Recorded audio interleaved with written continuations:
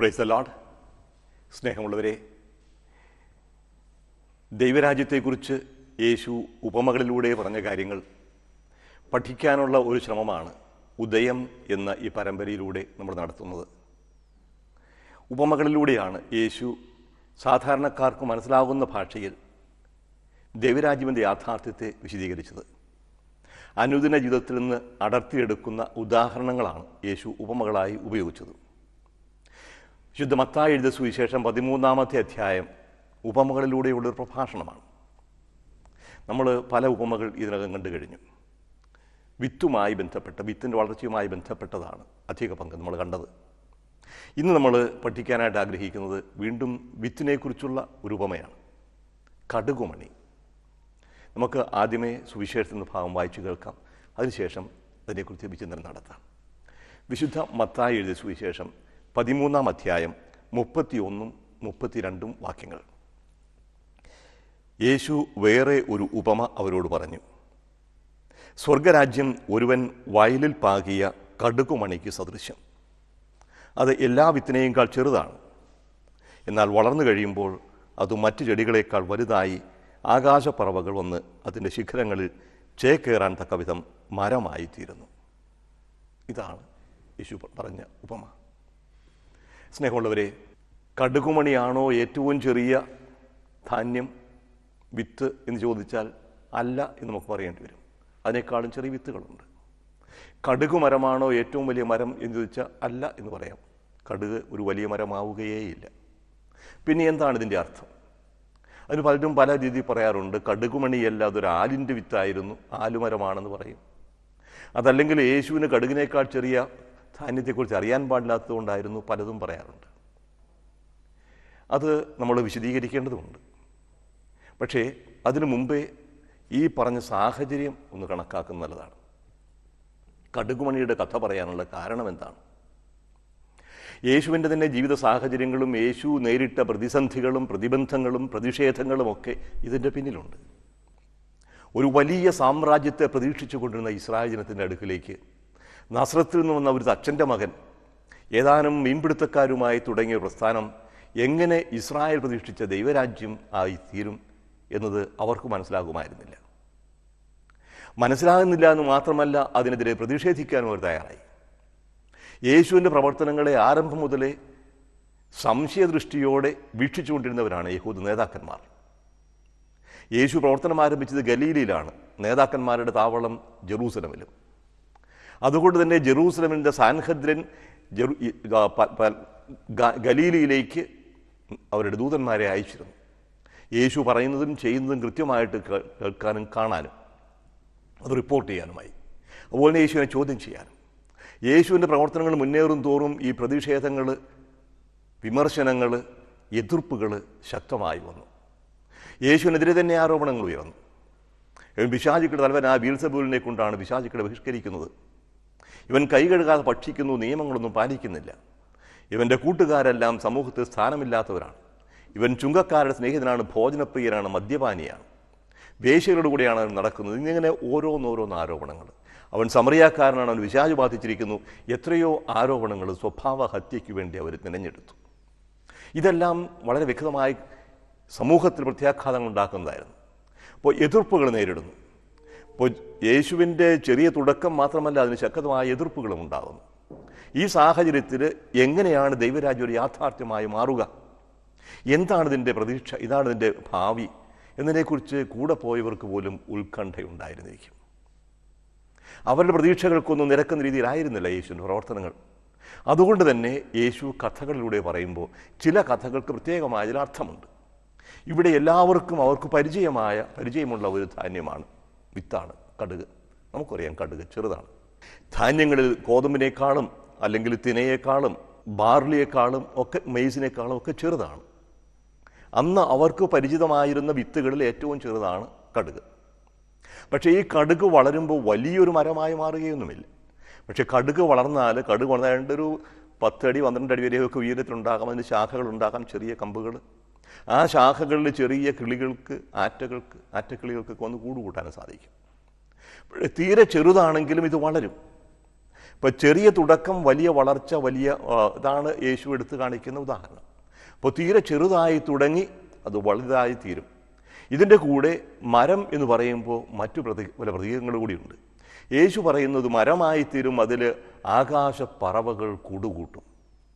ഇത് കേട്ടിരുന്നവരുടെ മനസ്സിലേക്ക് കടന്നു വരുന്നത് കടുകുമരമല്ല, മറ്റു ചില മരങ്ങളാണ്. എസെക്കിയേലിൻ്റെ പുസ്തകത്തിൽ പലതവണ പറയുന്നുണ്ട് മരത്തെക്കുറിച്ച്.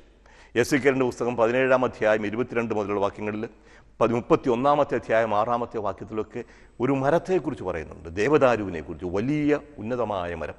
ഈജിപ്തിനെ കുറിച്ചാകും ഒരിക്കൽ, ബാബിലോണിനെ കുറിച്ചാകും വേറൊരിക്കൽ. ഇതിലെല്ലാം ഉപരി ദാനിയേലിൻ്റെ പുസ്തകത്തിൽ മരത്തെക്കുറിച്ചുള്ള പരാമർശമുണ്ട്. ദാനിയേലിൽ നെബൂഖദ്നേസറിനുണ്ടായൊരു സ്വപ്നം വിവരിക്കുന്ന ഇപ്രകാരം. ദാനിയേലിൻ്റെ പുസ്തകം 4-ാമത്തെ അധ്യായത്തിൽ ഇപ്രകാരം ഒരു സ്വപ്നം ഇതാണ് വിശദീകരിക്കുന്നത് പ്രധാനമായിട്ട്. ദാനിയേലിനോട് വിവരിക്കുന്ന നെബൂഖദ്നേസറിൻ്റെ സ്വപ്നം ഇതാണ്: എനിക്ക് കിടക്കയിൽ വെച്ചുണ്ടായ ദർശനങ്ങൾ ഇവയാണ്. ദാനിയേലിൻ്റെ പുസ്തകം 4-ാം അധ്യായം 10 മുതൽ 12 വരെയുള്ള വാക്യങ്ങൾ. ഭൂമിയുടെ മധ്യത്തിൽ വളരെ ഉയരമുള്ള ഒരു വൃക്ഷം ഞാൻ കണ്ടു. ആ വൃക്ഷം വളർന്നു വലുതായി, അതിൻ്റെ അഗ്രം ആകാശം വരെ എത്തി. ഭൂമിയുടെ ഏതറ്റത്ത് നിന്നാലും അത് ദൃഷ്ടിഗോചരമായിരുന്നു. ഭംഗിയുള്ള ഇലകളോടുകൂടി അത് ഫലസമൃദ്ധമായിരുന്നു. എല്ലാവർക്കും ആവശ്യമായ ഭക്ഷണം അതിൽ നിന്ന് ലഭിച്ചു. വന്യമൃഗങ്ങൾ അതിൻ്റെ തണലിൽ അഭയം തേടി, ആകാശപ്പറവകൾ അതിൻ്റെ കൊമ്പുകളിൽ വസിച്ചു. എല്ലാ ജീവികൾക്കും അതിൽ നിന്ന് ഭക്ഷണം കിട്ടി.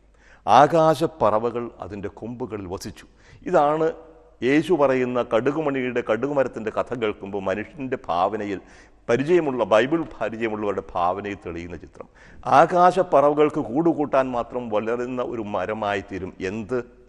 ഈ കടുക് മാത്രമല്ല, ഈ കടുക് പ്രതിനിധാനം ചെയ്യുന്ന ചെറിയ തുടക്കം കൊണ്ട് മനുഷ്യർ ഒരുപക്ഷെ വിശ്വാസം നഷ്ടപ്പെടുന്ന, നിരാശപ്പെട്ടു പോകുന്ന ദൈവരാജ്യത്തെക്കുറിച്ചുള്ള പ്രതീക്ഷകളിൽ ഫലമുണ്ടാകുമെന്നതിൻ്റെ വ്യക്തമായൊരു സൂചന നൽകുകയാണ് ഈ കഥയിലൂടെ. എന്താണ് ഈ ആകാശപ്പറവകൾ കൂടുകൂട്ടുക? തീർച്ചയായിട്ടും മരത്തിൻ്റെ ജില്ലകളിലാണ് പക്ഷികൾ കൂടുകൂട്ടുന്നത്. പക്ഷേ ബൈബിളിൽ ആകാശപ്പറവകൾ കൂടുകൂട്ടുന്നു എന്ന് പറയുന്നതിന് പ്രത്യേകമായൊരർത്ഥമുണ്ട്. ആകാശപ്പറവകളായിട്ട് കണക്കാക്കുന്ന വിജാതീയരാണ്. വിജാതിയിലൊന്ന് കൂടുകൂട്ടും എന്ന് പറഞ്ഞാൽ യേശു പ്രസംഗിക്കുന്ന, യേശു കൊണ്ടുവന്ന, യേശു ഇനോഗ്രേറ്റ് ചെയ്ത, ഉദ്ഘാടനം ചെയ്ത ഈ ദൈവരാജ്യം അത് ഇസ്രായേൽക്കാർക്ക് വേണ്ടി മാത്രമുള്ളതായിരിക്കുകയില്ല. എല്ലാ ജനതകൾക്കും, ആകാശത്തിലെ സകല പറവകൾക്കും ഈ മരത്തിൻ്റെ ലയിൽ ചേക്കേറാൻ സാധിക്കുന്നത് പോലെ, ആ ഭൂമിയിലുള്ള എല്ലാ മൃഗങ്ങൾക്കും ഈ മരത്തിൻ്റെ തണലിൽ വന്ന് വിശ്രമിക്കാൻ സാധിക്കുന്നത് പോലെ യേശു ഉദ്ഘാടനം ചെയ്ത ദൈവരാജ്യത്തിൽ എല്ലാവർക്കും സ്ഥാനമുണ്ടായിരിക്കും. അപ്പോൾ തീരെ ചെറുതായ ഈ തുടക്കത്തിൽ ആരും നിരാശപ്പെടേണ്ട കാര്യമില്ല. ഇത് വളർന്നു വലുതാവുക തന്നെ ചെയ്യും. ഒരു കടുക് വളർന്ന് എപ്രകാരം ഒരു മരമാവുകയും ആ മരത്തിൽ നിന്ന് പറവകൾ കൂടുകൂട്ടുകയും ചെയ്യുന്നുവോ അതുപോലെ അതിലെത്രയോ ഉപരിയായി ദൈവരാജ്യം ഇവിടെ യാഥാർത്ഥ്യമായി തീരും. അപ്പോൾ ഇതൊരു വലിയ പ്രത്യാശയുടെ ഉപമയാണ്. പ്രത്യാശ എന്ന് പറഞ്ഞാൽ ചെറിയ തുടക്കം കൊണ്ട് നിങ്ങൾ നിരാശപ്പെടരുത്. എപ്പോഴും അങ്ങനെയാണ്. ദൈവരാജ്യത്തിൻ്റെ തുടക്കം എപ്പോഴും ചെറുതായിട്ടാണ്. അക്ഷരജ്ഞാനമില്ലാത്ത ഏതാനും കുട്ടികളെ വിളിച്ചു വരുത്തി വരച്ചുവിട്ടിട്ട് പഠിപ്പിക്കുന്നതായിട്ടാകും തുടങ്ങുന്നത്. പിന്നീട് അത് വലിയ വിദ്യാഭ്യാസമായി മാറുന്നു. ചെറുതായി തുടങ്ങുന്ന ഒരു മനുഷ്യനിൽ തുടങ്ങുന്ന ഈ ഗലീലയിലെ കഫർനാമിൽ ഈ മീൻപിടുത്തക്കാരുടെ കൂടെ തുടങ്ങിയ ഈ ദൈവരാജ്യം ഇന്നൊരു വലിയ യാഥാർത്ഥ്യമായി ലോകം മുഴുവനും പടർന്നു പന്തലിച്ച് നിൽക്കുന്ന, ലോകത്തിലെ ഏതാണ്ട് 1/3 ജനങ്ങളെ ക്രിസ്ത്യാനികളാക്കി മാറ്റിയ ഒരു വലിയ സംരംഭമാണ്. ഇപ്പോൾ ദൈവരാജ്യം ഒരു യാഥാർത്ഥ്യമായി മാറുക തന്നെ ചെയ്യും. അതിനെക്കുറിച്ച് നിരാശപ്പെടേണ്ട കാര്യമില്ല. ദൈവമാണ് പ്രവർത്തിക്കുന്നത്. ക്രിസ്ത്യാനികൾ എന്നറിയപ്പെടുന്നവരെല്ലാം ക്രിസ്തുവിൻ്റെ അനുയായികളാകണമെന്നില്ല. അതേസമയം ക്രിസ്ത്യാനി എന്നറിയപ്പെടാത്ത വ്യക്തികളും ഈ ആദർശം, ഈ ആശയം, ഈ മൂല്യം സ്വീകരിച്ചവരുണ്ടാവും. ഇപ്പോൾ ലോകത്തെ മുഴുവനും പുളിപ്പിക്കുന്ന പുളിമാവ് പോലെ ലോകത്തെ മുഴുവനും തൻ്റെ ചില്ലകളിൽ സംരക്ഷിക്കാൻ കഴിയുന്ന വലിയ ഒരു മരമായി മാറും ദൈവരാജ്യം. അതാണ് യേശു പഠിപ്പിക്കുന്നത്. അതുകൊണ്ട് ചെറിയ തുടക്കത്തെക്കുറിച്ച്, നിസ്സാരമായ കാര്യങ്ങളെക്കുറിച്ച് ഭയപ്പെടേണ്ട കാര്യമില്ല, നിരാശപ്പെടേണ്ട കാര്യമില്ല. എൻ്റെ കഴിവുകൾ പരിമിതമായിരിക്കാം, എൻ്റെ അറിവും എൻ്റെ സാഹചര്യങ്ങളും പരിമിതമായിരിക്കാം. പക്ഷേ ഈ പരിമിതമായ സാഹചര്യത്തിൽ നിന്നുകൊണ്ട് പ്രവർത്തിക്കുമ്പോൾ ദൈവാത്മാവ് എന്നിലൂടെ വർത്തിക്കും. ദൈവരാജ്യത്തിന് ഒരു വളർച്ചയ്ക്കുള്ള ഉപകരണമായി മാറും. ഇനി ഒരു കാര്യം കൂടി ശ്രദ്ധയിൽപ്പെടുത്താൻ ഞാൻ ആഗ്രഹിക്കുകയാണ്. ഈ വിത്തിനെക്കുറിച്ച് പറയുമ്പോൾ എങ്ങനെയാണ് ഈ കടുകുമണി ഒരു മരമായി മാറുന്നത്? എങ്ങനെയാണ് ഒരു വിത്ത് മുള പൊട്ടി വളരുന്നത്? അതിനെക്കുറിച്ച് യേശു പറഞ്ഞൊരു കാര്യമുണ്ട്. നമ്മൾ താനെ വളരുന്ന വിത്തിനെക്കുറിച്ച് പറഞ്ഞു. പക്ഷേ മുള പൊട്ടുന്നതിന് മുമ്പ് മറ്റൊന്ന് സംഭവിക്കേണ്ടതുണ്ട് ഈ വിത്തിൽ. അത് യോഹന്നാൻ എഴുതിയ സുവിശേഷം 12-ാമത്തെ അധ്യായം 23-24 വാക്യങ്ങൾ പറഞ്ഞു വെച്ചിട്ടുണ്ട്. അത് യേശുവിൻ്റെ പരസ്യയുദ്ധത്തിൻ്റെ അവസാനത്തിൽ വന്നതാണ്. യോഹന്നാൻ സുവിശേഷത്തിൽ നിന്നാണത്. യേശു പറഞ്ഞു, മനുഷ്യപുത്രൻ മഹത്വപ്പെടാനുള്ള സമയമായി. യോഹന്നാൻ എഴുതിയ സുവിശേഷം 12-ാമത്തെ അധ്യായം 23 മുതൽ 24 വരെയുള്ള വാക്യങ്ങൾ. മനുഷ്യപുത്രൻ മഹത്വപ്പെടാനുള്ള സമയമായിരിക്കുന്നു.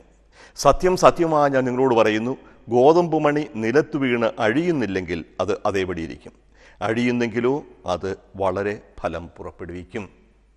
അപ്പോൾ വിത്ത് വളർന്ന് മരമാകണമെന്നുണ്ടെങ്കിൽ ആദ്യമേ വിത്തല്ലാതെ ആകണം. വിത്ത് മണ്ണിൽ വീഴണം, വെള്ളം വേണം, അത് ചീർത്ത് അതിൻ്റെ തൊണ്ട് പൊട്ടണം, അതിൻ്റെ സ്വഭാവമെല്ലാം മാറണം.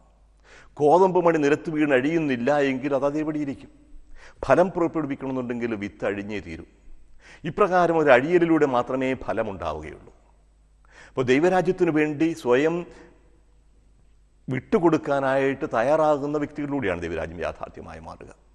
യേശു തന്നെ പറയുന്നുണ്ട്, യേശുവിൻ്റെ പ്രബോധനത്തിലൂടെയും യേശുവിൻ്റെ അത്ഭുത പ്രവർത്തനങ്ങളിലൂടെയും സ്വഭാവം വെളിപ്പെടുത്തപ്പെട്ട ദൈവരാജ്യം ഇവിടെ ഒരു യാഥാർത്ഥ്യമായി കടന്നു വരുന്നത് യേശുവിൻ്റെ മരണത്തിലൂടെയാണ്.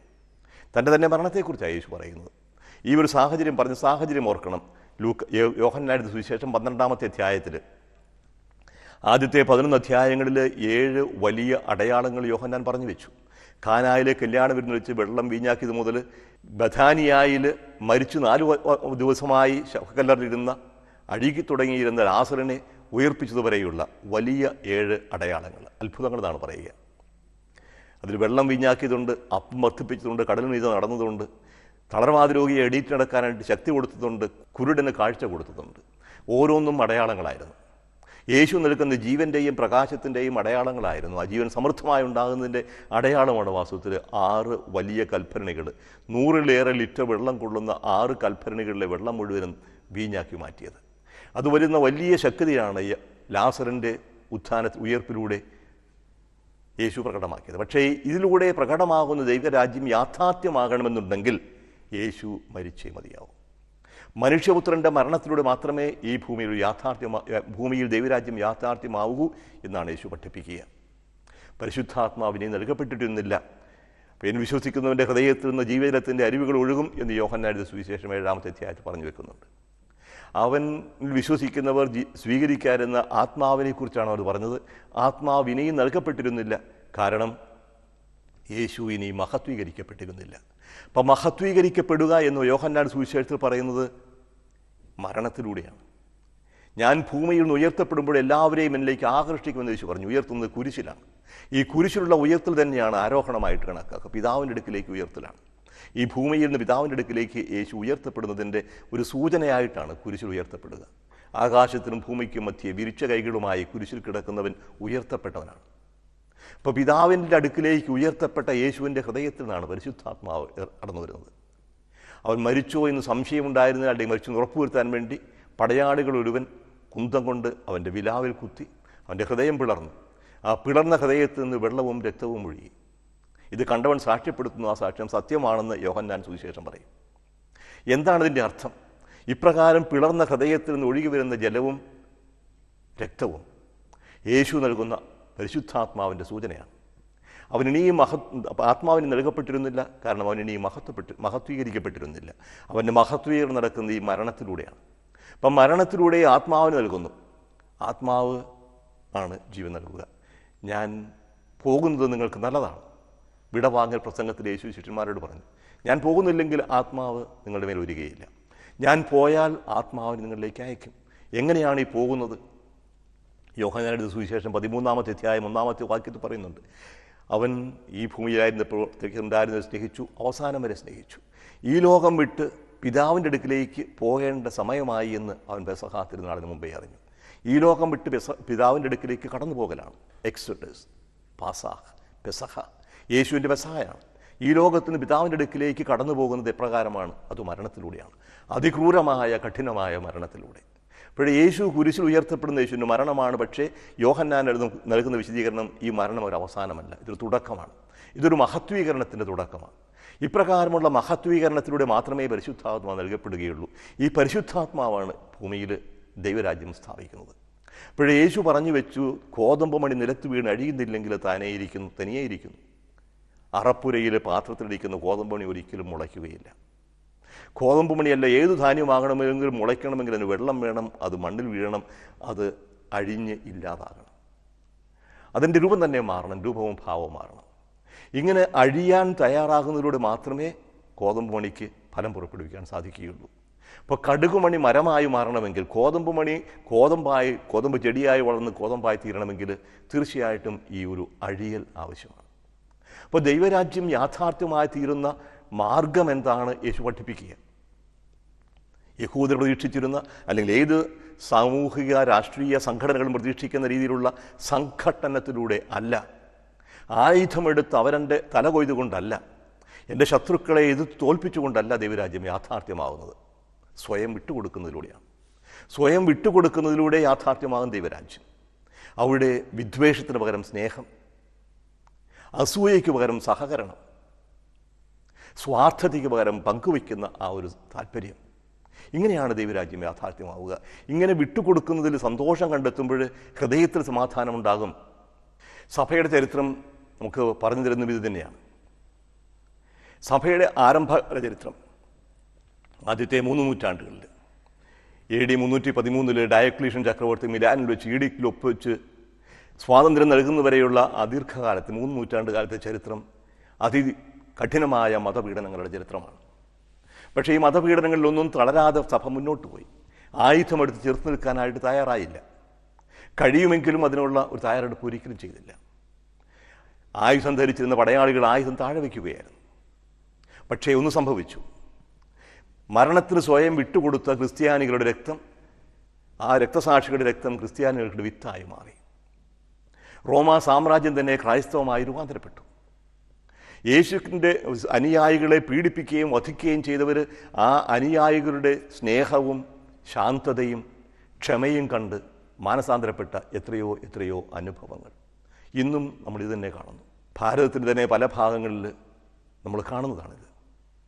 ഒഡീഷയിലെ കാൻഡമാൽ മാത്രമല്ലല്ലോ ഉദാഹരണം. ആയിരക്കണക്കിന് ക്രിസ്ത്യാനികൾ നാടും വീടും വിട്ടു പോകേണ്ടി വന്നിട്ടും, അനേകം പേര് കൊല ചെയ്യപ്പെട്ടിട്ടും, ഒരാൾക്കെതിരായിട്ട് പോലും ശബ്ദമുയർത്താൻ പോലും തയ്യാറാകാതെ, ആരെയും വെറുക്കാതെ, ആർക്കുമെതിരെ ഹൃദയത്തിലൊരു വെറുപ്പും കാത്തു സൂക്ഷിക്കാതെ, സ്നേഹിക്കാനും ക്ഷമിക്കാനും സന്നദ്ധമാകുന്ന ക്രൈസ്തവൻ്റെ ഈ മനോഭാവം കണ്ട് മാനസാന്തരപ്പെടുന്ന എത്രയോ ആളുകൾ. റാണി മരിയയുടെ കൊലപാതകയ്ക്ക് സംഭവിച്ചത് തന്നെയാണ് നമുക്കറിയാം. അപ്പോൾ ദൈവരാജ്യയുടെ യാഥാർത്ഥ്യമായി തീരുന്നത് പിടിച്ചടക്കുന്നതിലൂടെയാണ്, വിട്ടുകൊടുക്കുന്നതിലൂടെയാണ്. കോതമ്പ് മണി നിലത്ത് വീണ് അഴിയുന്നതിലൂടെ മാത്രമേ ഇവിടെ ദൈവരാജ്യം യാഥാർത്ഥ്യമാവുകയുള്ളൂ. യേശു ഈ വാക്ക് പറഞ്ഞത് ഒരു പ്രത്യേക സാഹചര്യത്തിലാണ്. യോഹന്നാന്റെ സുവിശേഷം 12-ാമത്തെ അധ്യായം 20 മുതലുള്ള വാക്യങ്ങളിൽ അത് പറഞ്ഞു വെച്ചിട്ടുണ്ട്. ഫരിസേയരും നേതാക്കന്മാരും അടക്കം യേശുവിനെ ഏതെങ്കിലും തരത്തിൽ ഉന്മൂലനം ചെയ്യണം, അതിന് തീരുമാനമെടുത്തതിനെക്കുറിച്ചാണ് യോഹന്നാൻ 12-ാം അധ്യായം 19-ാമത്തെ വാക്യത്തിൽ പറഞ്ഞത്. ഫരിസേയർ പരസ്പരം പറഞ്ഞു, നോക്കൂ, നമുക്കൊന്നും ചെയ്യാൻ സാധിക്കുന്നില്ലല്ലോ, കാണുന്നില്ലേ ലോകം മുഴുവൻ അവൻ പിന്നാലെ പോയി കഴിഞ്ഞു. ഇങ്ങനെ എന്തു ചെയ്യണമെന്നറിയാതെ പകച്ചു നിൽക്കുമ്പോഴാണ് മറ്റൊന്ന് സംഭവിക്കുക. 20-ാം വാക്യം, തിരുനാളിൽ ആരാധിക്കാൻ വന്നവരിൽ ഏതാനും ഗ്രീക്കുകാരുമുണ്ടായിരുന്നു. അവർ ഗലീലയിലെ ബേത്സയിദയിൽ നിന്നുള്ള പീലിപ്പോസിൻ്റെ അടുക്കൽ ചെന്ന് പറഞ്ഞു, പ്രഭോ, ഞങ്ങൾ യേശുവിനെ കാണാൻ ആഗ്രഹിക്കുന്നു. പീലിപ്പോസ് പോയി അന്ത്രയോസിനോട് പറഞ്ഞു. അന്ത്രയോസും പീലിപ്പോസും കൂടെ യേശുവിനെ വിവരമറിയിച്ചു. അപ്പോൾ യേശു പറഞ്ഞു, മനുഷ്യപുത്രൻ മഹത്വപ്പെടാനുള്ള സമയമായി. ഹോര എന്ന പദമാണ് ജോൺ ഉപയോഗിക്കുന്നത്, മണിക്കൂർ. മനുഷ്യപുത്രൻ മഹത്വപ്പെടാനുള്ള സമയമായി. എന്താണ് ഈ മഹത്വപ്പെടൽ? സ്വർഗത്തിലേക്കുള്ള ആരോഹണമാണ്, പിതാവിൻ്റെ അടുക്കിലേക്കുള്ള ആരോഹണമാണ്. മരണത്തിലൂടെ പ്രകടമാകുന്ന മഹത്വീകരണം. ആ മഹത്വീകരണത്തിലൂടെയാണ് എല്ലാവർക്കുമായി എത്തുക. ഈ ലോകത്തിലെ മുഴുവനും ജനതകളെ ഉൾക്കൊള്ളാൻ പറ്റുന്ന വിധത്തിൽ ദൈവരാജ്യം ഒരു യാഥാർത്ഥ്യമായി മാറുന്നത് യേശുവിൻ്റെ മരണത്തിലൂടെയാണ്. അപ്പോൾ കോതമ്പ് മണി നിലത്ത് വീണഴിയുന്നതിലൂടെ ധാരാളം പുറപ്പെടുവിക്കുന്നു. കടുകുമണി വളർന്നു വലിയ മരമാകുന്നു. ആകാശപ്പറവകൾക്ക് അതിൽ ചേക്കേറാൻ സാധിക്കുന്നു. ഇതൊന്നും ശക്തിപ്രകടനങ്ങളിലൂടെയല്ല, ആയുധപ്രയോഗത്തിലൂടെയല്ല. ആന്തരികമായൊരു ശക്തി, ശാന്തമായി പ്രവർത്തിക്കുന്ന, വിട്ടുകൊടുക്കുന്ന, സഹിക്കാൻ സന്നദ്ധമാകുന്ന, മരണം വരെ സഹിക്കാൻ. യേശു പറഞ്ഞല്ലോ 25-ാം വാക്യം, ജീവനെ സ്നേഹിക്കുന്നവൻ അത് നഷ്ടപ്പെടുത്തുന്നു. ഈ ലോകത്തിൽ തൻ്റെ ജീവനെ ദ്വേഷിക്കുന്നവൻ നിത്യജീവനിലേക്ക് അത് കാത്തു സൂക്ഷിക്കും. യോഹന്നാൻ 12:25 അങ്ങനെയാണ്. ഈ ലോകത്തിൽ തൻ്റെ ജീവനെ ദ്വേഷിക്കുന്നവൻ നിത്യജീവനിലേക്ക് അത് കാത്തു സൂക്ഷിക്കും. ജീവനെ ദ്വേഷിക്കുക എന്ന് പറഞ്ഞാൽ വെറുക്കുക എന്നർത്ഥമല്ല ഉള്ളത്. ദൈവരാജ്യത്തിൻ്റെ മൂല്യത്തിന് വേണ്ടി ജീവൻ സമർപ്പിക്കാൻ സന്നദ്ധമാവുക. എൻ്റെ ശാരീരികമായ ജീവൻ ഏതു വിധേനയും കാത്തു സൂക്ഷിക്കേണ്ട ഒരു മൂല്യമായി കണക്കാക്കാതെ അത് സഹോദര സ്നേഹത്തെ പ്രതി ദൈവരാജ്യത്തിൻ്റെ മൂല്യങ്ങൾക്ക് വേണ്ടി ബലി ചെയ്യാൻ തയ്യാറാകുമ്പോഴാണ് ഇവിടെ കാത്തു സൂക്ഷിക്കുന്നത്. എന്നെ ശുശ്രൂഷിക്കാൻ ആഗ്രഹിക്കുന്നവൻ എന്നെ അനുഗമിക്കട്ടെ, അപ്പോൾ ഞാൻ ആയിരിക്കുന്നിടത്ത് എൻ്റെ ശുശ്രൂഷകനുമായിരിക്കും. എന്നെ അനുഗമിക്കുക കുരിശിലൂടെയാണ്. യേശു പറഞ്ഞല്ലോ, എന്നെ അനുഗമിക്കാൻ ആഗ്രഹിക്കുന്നവർ സ്വയം ത്യജിച്ച് കുരിശുമെടുത്തതിന് പിന്നാലെ വരട്ടെ. ഇതല്ലാതെ മറ്റൊരു മാർഗമില്ല. ഈ ഭൂമിയിൽ ദൈവരാജ്യം യാഥാർത്ഥ്യമാകാൻ യേശു പഠിപ്പിച്ച, ദൈവം കാണിച്ചു തന്ന ഈ അഴിയലല്ലാതെ മറ്റൊരു മാർഗമില്ല. ആ അഴിയാൻ തയ്യാറാകാത്തിടത്ത് പ്രകടമാകുന്നത് വെറുപ്പും വിദ്വേഷവും ശത്രുതയും ഒക്കെയാണ്. അതേസമയം എവിടെ വിട്ടുകൊടുക്കാൻ സന്നദ്ധമാകുന്നു, എവിടെ വിനയമുണ്ടോ, അഴിയാനുള്ള സന്നദ്ധതയുണ്ടോ, അവിടെ സാഹോദര്യമുണ്ടാകും, സ്നേഹമുണ്ടാകും. സ്നേഹം വിദ്വേഷത്തെക്കാൾ, ജീവൻ മരണത്തെക്കാൾ ശക്തമാണെന്ന കാര്യം നമ്മൾ മറക്കാതിരിക്കുക. ചെറിയ പുൽത്തലപ്പിന് പാറയെ തുറക്കാനുള്ള ശക്തിയുണ്ടെന്ന് മറക്കാതിരിക്കുക. ചെറിയ വെള്ളത്തുള്ളികൾക്ക് പാറയിൽ കുഴികുത്താനുള്ള കഴിവുണ്ടെന്ന് ഓർക്കുക. സൗമ്യമായതുകൊണ്ട് ദുർബലമാകണമെന്നില്ല. സ്നേഹത്തിൻ്റെ ബലം അധികാര പ്രയോഗത്തിലല്ല, അടിച്ചമർത്തുന്നതിലല്ല, നശിപ്പിക്കുന്നതിലല്ല, വളർത്തുന്നതിലാണ്. അമ്മയുടെ ഹൃദയത്തിൽ പൊട്ടിവിരിയുന്ന സ്നേഹം അത് മറ്റെന്തിനേക്കാളും ശക്തമാണ്. വിദ്വേഷത്തെക്കാളും വലുതാണ് സ്നേഹം. സ്നേഹം മരണത്തെക്കാളും ശക്തമാണെന്ന് ഓർക്കുക. സ്നേഹിച്ചതിനു വേണ്ടി ജീവൻ കൊടുക്കാൻ തയ്യാറാകുന്നിടത്ത് ജീവൻ വളരും, ശക്തമാകും. ഇപ്രകാരം ഒരു വളർച്ചയാണ് യേശു ഇവിടെ വിഭാവനം ചെയ്യുന്നത്. യേശു തന്നെയാണ് ആദ്യമേ അഴിഞ്ഞത്. യേശു പറഞ്ഞു, എനിക്കൊരു മാമോദിസ മുങ്ങാനുണ്ട്, അത് മുങ്ങുന്നതുവരെ ഞാൻ എത്രയോ ക്ലേശിക്കുന്നു. ഒരു ഭൂമിയിൽ തീയിടാനാണ് ഞാൻ വന്നത്, അഥവാ ഭൂമിക്ക് തീ കൊടുത്താനാണ് ഞാൻ വന്നത്. അത് ഇതിനകം കത്തിച്ചൊലിച്ചിരുന്നെങ്കിലെന്ന് ഞാൻ ആഗ്രഹിക്കുന്നു. ഇപ്പം ഈ ഭൂമിയിൽ അഗ്നി ജ്വലിപ്പിച്ചതും യേശുവും മാമോദിസ സ്വീകരിച്ചതുമെല്ലാം കുരിശിലൂടെയാണ്. തൻ്റെ കുരിശു മരണത്തിലൂടെ മാത്രമേ ഇത് യാഥാർത്ഥ്യമാവൂ എന്ന് യേശുവിനറിയാമായിരുന്നു. അതുകൊണ്ട് യേശു പ്രഘോഷിച്ച ദൈവരാജ്യം യാഥാർത്ഥ്യമായി തീരുന്നത് ഈ സഹനത്തിലൂടെയും ത്യാഗത്തിലൂടെയും വിട്ടുകൊടുക്കുന്ന സ്നേഹത്തിലൂടെയുമാണ്. അതുകൊണ്ടാണല്ലോ യോഹന്നാൻ 3-16 വാക്യത്തിൽ ഇങ്ങനെ പറഞ്ഞു വെച്ചിരിക്കുന്നത്, തൻ്റെ ഏകജാതനം നൽകാൻ മാത്രം, അവൻ വിശ്വസിക്കുന്ന ആരും നഷ്ടപ്പെടാതെ നിത്യജീവൻ അവകാശമാക്കേണ്ടതിന് തൻ്റെ ഏകജാതനം നൽകാൻ മാത്രം ദൈവം ലോകത്തെ അത്രയേറെ സ്നേഹിച്ചു. ആ സ്നേഹം കുരിശിലാണ് ഏറ്റവും കൂടുതൽ പ്രകടമായത്. അപ്പോൾ ചെറിയ തുടക്കത്തിൽ ആരും നിരാശപ്പെടേണ്ട കാര്യമില്ല. കടുകുമണി പോലെ ചെറുതായിട്ടാണ് ദൈവരാജ്യം ആരംഭിക്കുന്നതെങ്കിൽ, 1, 2, 3 വ്യക്തികൾ മാത്രമായിട്ടാണ് ഒരു സമൂഹത്തിൽ ഈ ദൈവരാജ്യത്തിൻ്റെ സന്ദേശം സ്വീകരിക്കാൻ സന്നദ്ധമാകുന്നെങ്കിൽ ഭയപ്പെടേണ്ട, നിരാശപ്പെടേണ്ട. ഇത് വളർന്ന് വികസിക്കുക തന്നെ ചെയ്യും. ഈ ലോകത്തെ മുഴുവനും പുളിപ്പിക്കാൻ, ഈ ലോകമാകുന്ന പിണ്ടത്തെ മുഴുവനും പുളിപ്പിക്കാൻ മാത്രം കഴിവുള്ളതാണ് ദൈവരാജ്യത്തിൻ്റെ പുളിമാവ് എന്നോർക്കുക. അതുപോലെ ആകാശപ്പറവകളെ മുഴുവനും ചേക്കേറാൻ മാത്രം വളർന്നു വികസിക്കുന്ന ഒരു മരമായി മാറുന്ന ഒന്നാണ് ദൈവരാജ്യം. അപ്പോൾ വലിയ വളർച്ച, വലിയ ഒരു സാന്നിധ്യം നമ്മുടെ മുമ്പിലുണ്ടാകും. അതുകൊണ്ട് ചെറിയ തുടക്കത്തെക്കുറിച്ച് ഭയപ്പെടേണ്ടതില്ല, എതിർപ്പുകളുണ്ടാകുമ്പോൾ നിരാശപ്പെടേണ്ടതില്ല. ദൈവം ഇവിടെ പ്രവർത്തിക്കുന്ന യാഥാർത്ഥ്യമായി തീരും. അതാണ് ഈ ചെറിയ ഉപമകളിലൂടെ, അഴിയുന്ന വിത്തിൻ്റെ, കടുകുമണിയുടെ, അതുപോലെ തന്നെ പുളിമാവിൻ്റെ ഒക്കെ ഉപമയിലൂടെ യേശു പഠിപ്പിച്ചത്. അപ്പോൾ നിരാശയല്ല, പ്രത്യാശയാണ്, സന്തോഷമാണ്. ദൈവം ഇടപെടുന്നു, ദൈവം യാഥാർത്ഥ്യമാക്കുന്നു എന്ന ഒരു സന്തോഷത്തോടുകൂടി ദൈവരാജ്യം സ്വീകരിക്കാം. നമ്മുടെ ഹൃദയത്തെ അതിനായിട്ട് നമുക്ക് വിട്ടുകൊടുക്കാം. നമുക്ക് നിമിഷം പ്രാർത്ഥിക്കാം. കാരുണ്യവാനും സ്നേഹനിത്യവുമായ ദൈവമേ, ദൈവരാജ്യത്തിൻ്റെ ഈ ഭൂമിയിലെ വളർച്ച ഞങ്ങളാരും പ്രതീക്ഷിക്കുന്നത് പോലെയല്ല എന്നവിടെ ഞങ്ങളെ പഠിപ്പിക്കുകയായിരുന്നു. ഒച്ചപ്പാടും ബഹളമൊന്നും കൂടാതെ, ആരും കാണാതെ, ആരും അറിയാതെ മനുഷ്യഹൃദയങ്ങളിൽ സാവകാശം ഉണ്ടായിക്കൊണ്ടിരിക്കുന്ന പരിവർത്തനം, അത് പെട്ടെന്ന് വളർന്ന് കതിരായി മാറുന്നത് പോലെ, കടുകുമണി വളർന്ന് മരമായി ആകാശപ്പുറവുകൾക്ക് ചേക്കേറാൻ പറ്റുന്ന ശാഖകളായി മാറുന്നത് പോലെ, കോതമ്പ് മണി നിലത്ത് വീണഴിഞ്ഞ് ഫലം പുറപ്പെടുവിക്കുന്നത് പോലെ ഇവിടെ യാഥാർത്ഥ്യമായി തീരും എന്നവിടെ ഞങ്ങളെ പഠിപ്പിച്ചു. അങ്ങനെ ഉറച്ചു വിശ്വസിക്കാൻ ഞങ്ങളെ സഹായിക്കണമേ. അങ്ങേക്ക് വേണ്ടി, ഞങ്ങളുടെ രാജ്യത്തിനു വേണ്ടി സ്വയം അഴിയാൻ ഉള്ള കൃപ ഞങ്ങൾക്ക് പ്രദാനം ചെയ്യണമേ. എതിർപ്പുകളും പ്രയാസങ്ങളും നേരിടുമ്പോൾ നിരാശരാവാതെ, ദൈവരാജ്യത്തിൻ്റെ സന്ദേശം അദ്ദേഹം വരെ സ്വീകരിക്കാൻ സന്നദ്ധരാകാതിരിക്കുമ്പോൾ നിരാശപ്പെടാതെ, സന്തോഷത്തോടെ, പ്രത്യാശയോടെ ഈ രാജ്യത്തിന് ഞങ്ങളെ തന്നെ വിട്ടുകൊടുക്കാനുള്ള കൃപ ഞങ്ങൾക്ക് പ്രദാനം ചെയ്യണമേ. നിത്യം പിതാവും പുത്രനും പരിശുദ്ധാത്മാവുമായ സർവേശ്വര.